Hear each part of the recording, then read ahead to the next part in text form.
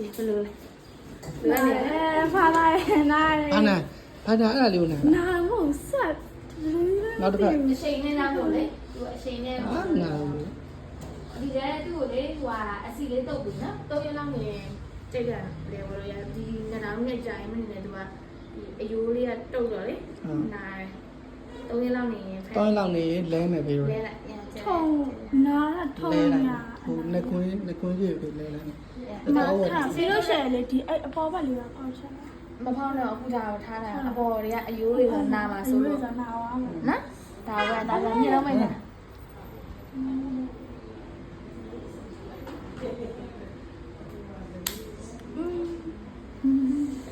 အိုး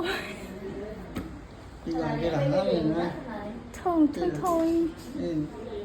ဒီကတဲ့ဟောကလေးဒီရက်တယ်အညောရှောင်း မန်စီညက်တော့မန်စီတော့ အကြိုက်တဲ့ပုဂ္ဂလိပါလို့နော် တတိယလည်းမကျန်ကျန်တဲ့ချိန်ကမနာဟိုဟာညနေမွေးလိုက်တဲ့အခါကျတော့သူ့ရဲ့ခံစားမှုကဒီနားပါအယုံရောက်သွားလို့ကျန်တဲ့ချိန်ကဘာမနေသိတာမလားအဲ့ဒါအသားကြမှာအပေါ်ကျအယိုးလေးဆိုတာနားပါဆိုလို့လေ နောက်မှအပေါ်လေးဟိုကပြ ပေါ် တာ လေးနဲ့ဖောက်ပါလား ဒီဗီဒီယိုပြန်ကြည့်ပြီးလို့ရှိရင်ပြတာ ได้ နည်းနည်းလေး